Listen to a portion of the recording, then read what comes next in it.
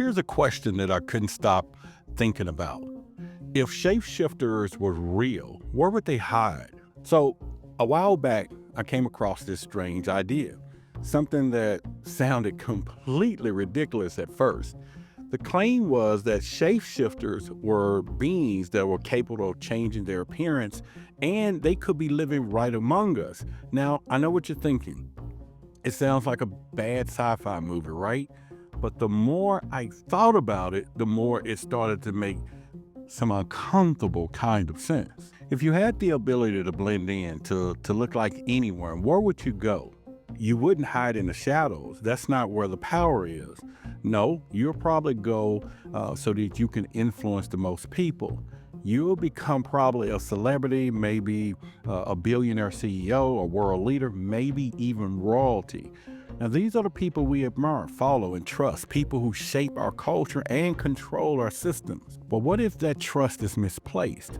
What if the most influential people in the world aren't who they appear to be? What if there's something else? That's where this theory takes a darker turn. It's not just about shapeshifters blending in, but according to some, these beings aren't here to help humanity. They're here to control us. They manipulate us, they keep us distracted, and here's the most unsettling part, they use us. They don't even need us for labor or resources. They need us for something deeper, our energy, our emotions, even our conscious itself. It sounds wild, I know, but when I started digging deeper into the stories, the myths, the symbols, the ancient texts, and what I found was unsettling because there was tales of advanced beings guiding humanity, beings with reptilian features like elongated skulls and scaly skins and piercing eyes. Now, I want you to take the Anunnaki, for example. Now, these ancient figures were said to have shaped early civilization, altering humanity's course for their mysterious purpose. Were they gods, or could they have been something darker? It made me wonder how much the world is really ours. And if there's a hidden force shaping humanity, how far does this influence go? Because ancient myths are one thing, but old tales carved in stone, symbols painted on walls, the real question is, could these beings still be here today, hidden in plain sight? And if they are, what are they planning?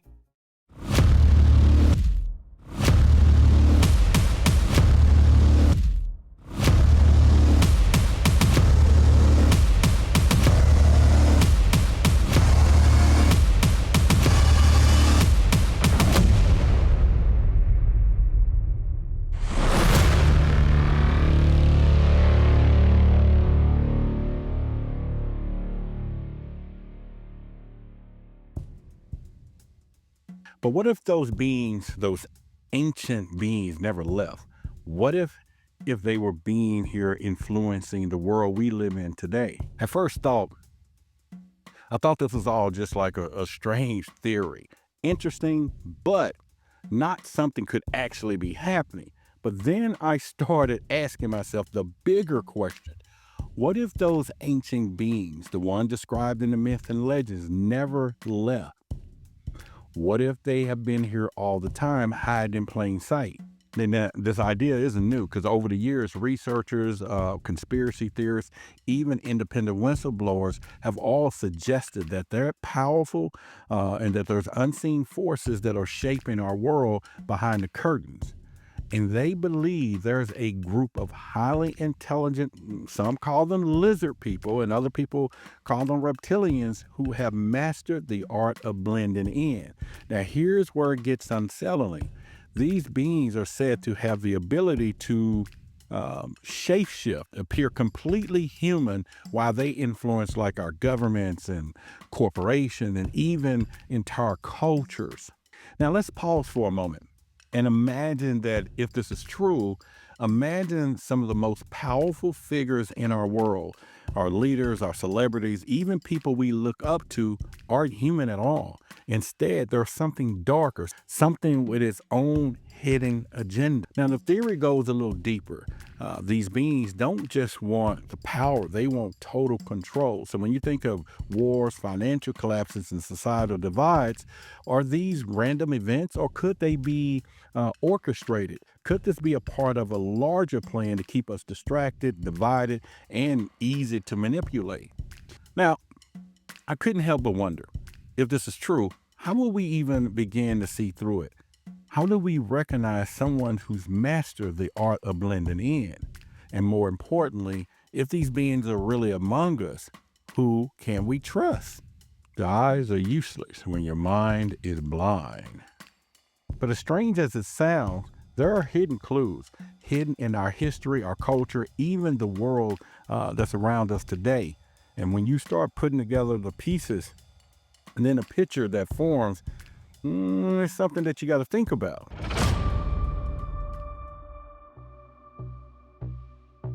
If this hidden influence exists, wouldn't there be signs? Could there be clues that we missed all along? Now, this is where things get, I would say, strange. Because once I started looking into the theory, I began noticing a series of odd, seemingly disconnected clues.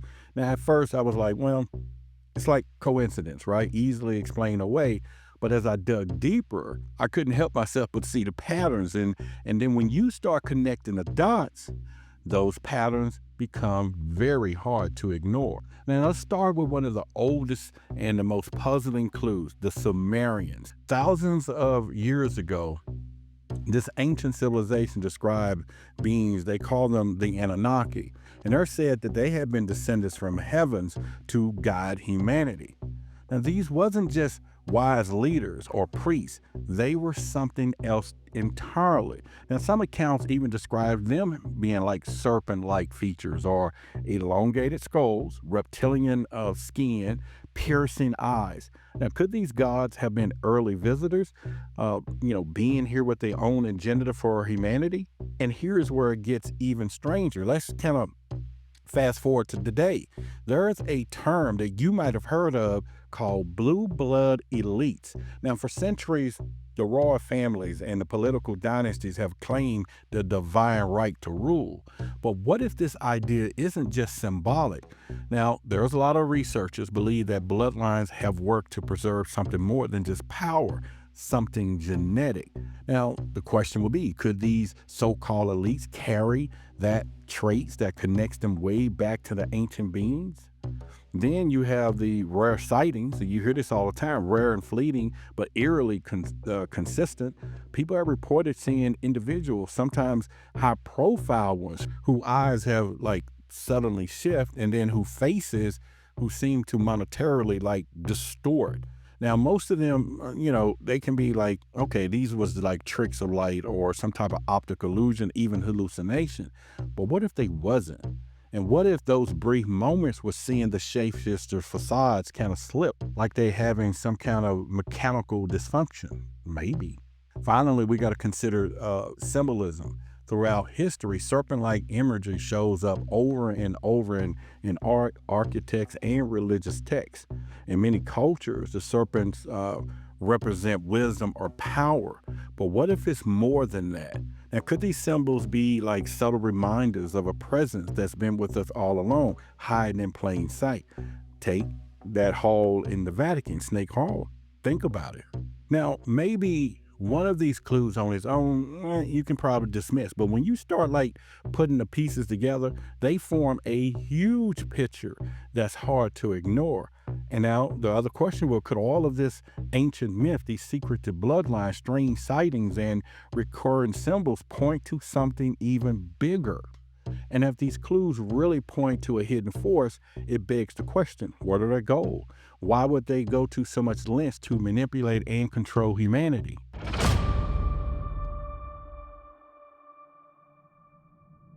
Now, what if these clues aren't just a coincidence?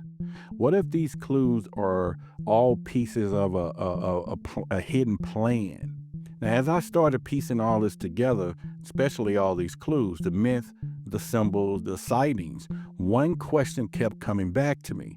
If these beings exist, what do they want?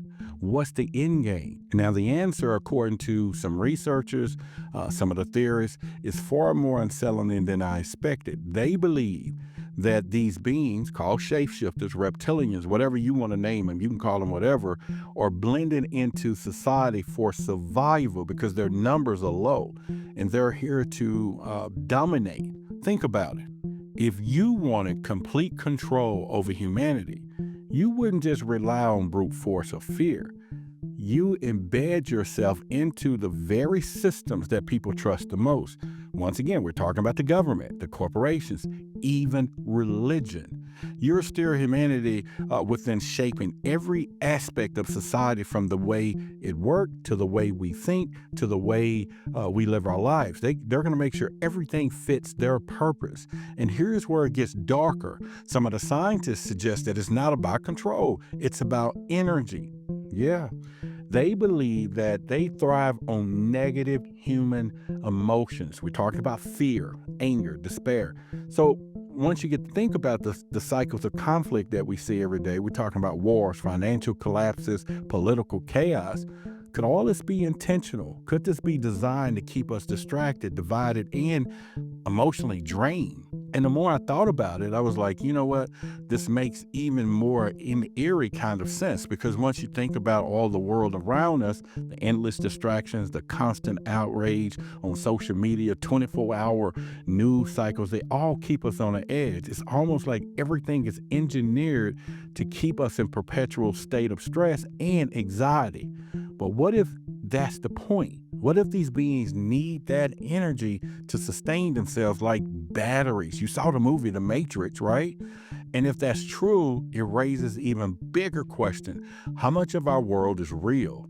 Our history, our beliefs, our even sense of identity. What if it's all been manipulated? What if everything we think we know has been carefully crafted to keep us blind to the presence? Your eyes are useless when your mind is blind. Now, if this theory is true, it changes everything. It forces us to kind of rethink who we are, where we come from, and what kind of world we're living in. But here's the strangest part. These ideas aren't new. See, when you can dig back into ancient myths and the legends, you'll find that it echoes of this conspiracy, stories that might hold the key to the understanding of what's really going on.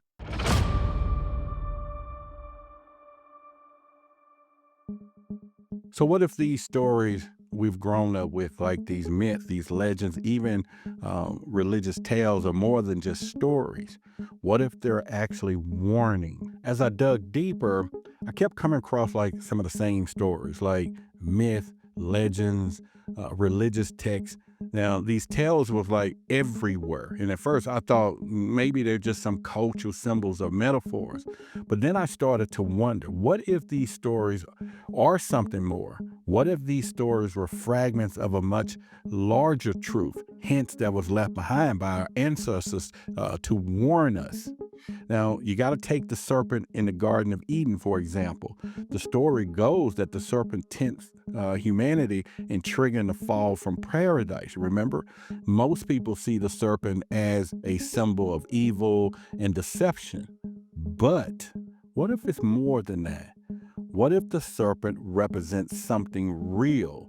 A reptilian being, one whose own agenda is manipulating humanity from the very beginning. And it's not just Christianity. Across cultures, serpent-like features appear again and again. Often, they're associated with immense power, wisdom, and mystery. In Hinduism, there is the Naga serpent, deities who live like underground, who was feared and revered at the same time. In the ancient Chinese mythology, dragons are the most powerful, wise, and often guard hidden knowledge. And in Mesoamerica, there's Quetzalcoatl, if I pronounced that correct, the feathered serpent, a god-like to both creation and destruction. Now, it made me think about it. Could all of these serpent-like beings be connected?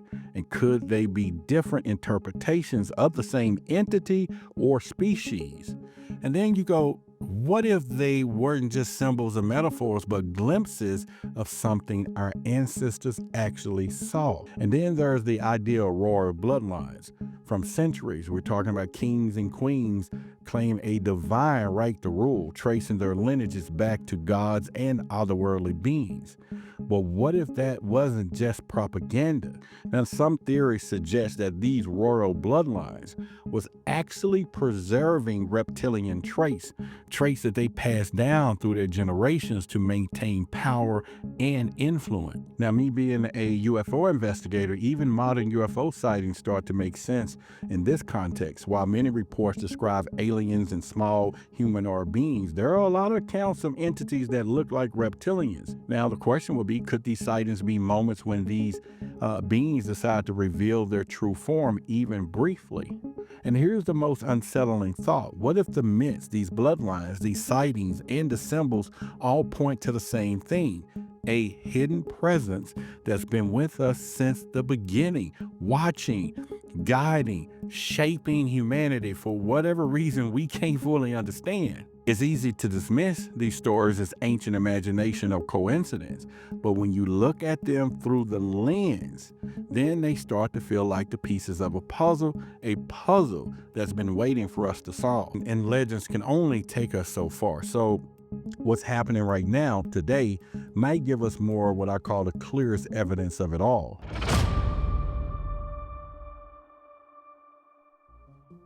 And if these beings are still among us, wouldn't there be signs? Could we be seeing like glimpses of the truth without even realizing it? So up until now, I've been talking about myth. I've been talking about like the symbols and ancient stories. But the strangest part, they're happening like right now. There's things happening today that seem to echo these ideas in ways that I can't even ignore. So take the ideal of these shapeshifters. For example, over the years, there have been strange reports, moments that defy explanation. People claim to have seen public figures on camera whose eyes have seemed to flicker or change or almost reptilian for like a brief second. Then there's others, right? They describe sudden shift in facial features or some type of aurora that feels predatory. Most dismiss these as lighting tricks or camera glitches or even video artifacts. But what if they're not? What if these are really fleeting moments where we're seeing a crack in the sky, something like this slipping through? And then there's these whistleblowers. Over the years, former military personnel, we have government officials, even scientists have come forward with bizarre claims. They describe witnessing things that you can't even explain. Events that hint a hidden presence of operating behind the scenes. Now, what's even more unsettling is how quickly individuals are discredited or silenced. And it makes you wonder, what are they trying to tell us? And why is it so important to shut them down? But perhaps the most chilling evidence isn't just the glitches or the testimonials, it's the patterns we see every day. I want you to look at the world around us. Political unrest, financial instability, endless cycles of fear and outrage. Social media keep us distracted. 24-hour news keep us anxious. And what if these aren't just side effects of some chaotic world? What if they are done by design?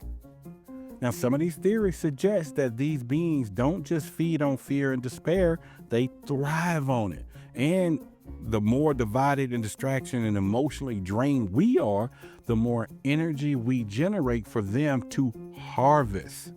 Yeah, harvest like cattle.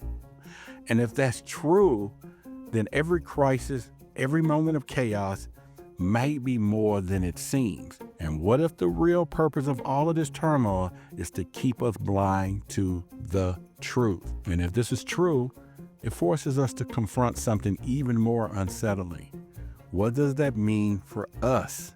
What does it say about our choices, our freedom, even humanity? And if everything we uncovered is true, what does that say about who we are? What does it mean for the world that we live in? And when I started piecing all this together, I couldn't shake the feeling that it wasn't just about ancient myth or modern glitches. It felt bigger. It felt like it was pointing to something much deeper, something that changes how we think, how we see the world. And it stopped me in my tracks. So it was like, Roderick, you got to look into this. Now, if these beings really exist, if they've been here influencing humanity for centuries, it makes you wonder, are our lives really our own? I mean, like, think about it. What if our emotions are the things that I've always believed in that makes us human? Or what if they wasn't ours entirely? What if they have been amplified? They have been manipulated, deliberately used against us. And if these beings feed off this negative energy, then every conflict, every crisis, every moment of despair could be part of their plan. And not by accident now. We're talking but systems that are built to keep us generating emotions that they need. And here's where it gets personal. When I thought about this, I realized it's not just about humanity as a whole. It's about me. It's about you. If the theory is true, then even my choices, my fears, my struggles, even my ambition might not be free as I thought. And if these beings are shaping history, controlling culture, what does that make us? And are we just puppets or someone else's game, or even worse, are we closer to livestock and are we being managed and harvested for someone else's benefit? But here's the thing that stuck with me. If they're going to such great lengths to keep us distracted, to keep us in the dark, it means that they are afraid.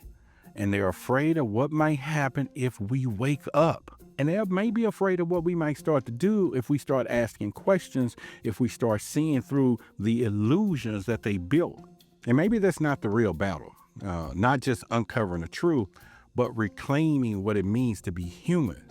Because if everything we experience, our struggles, and I've said it before, our triumphs is part of their plan, then questioning and resisting it may be just one thing that they can't control. And if that's true, then we're left with one final question. What do we do next? How do we begin to uncover the truth?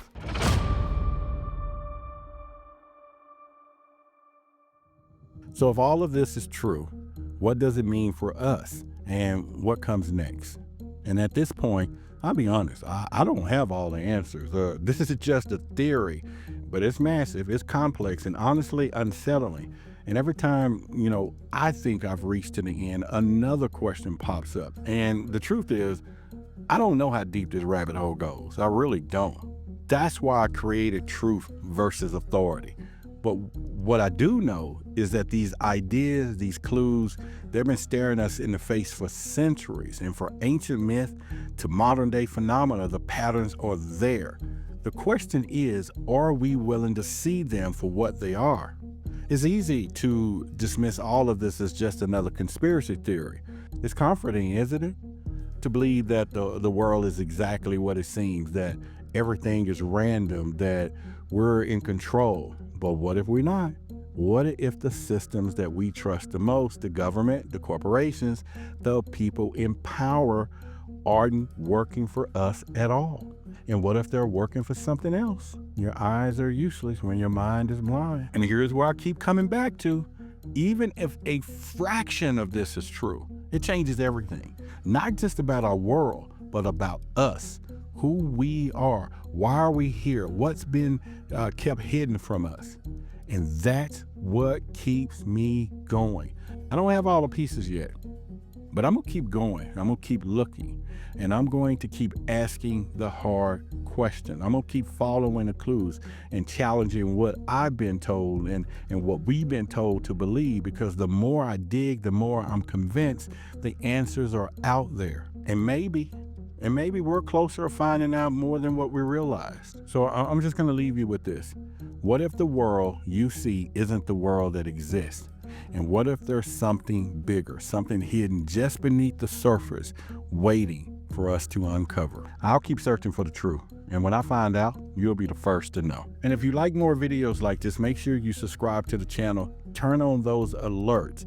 Now, I want you to go check out the truth behind the Eisenhower story. This is the video you see up here, and check it out, because this is something that's really probably set a lot of stuff in motion when the truth was beginning to be blocked. So check out that video. You will not be disappointed. Until the next video, I'm Roderick Martin, Truth versus Authority.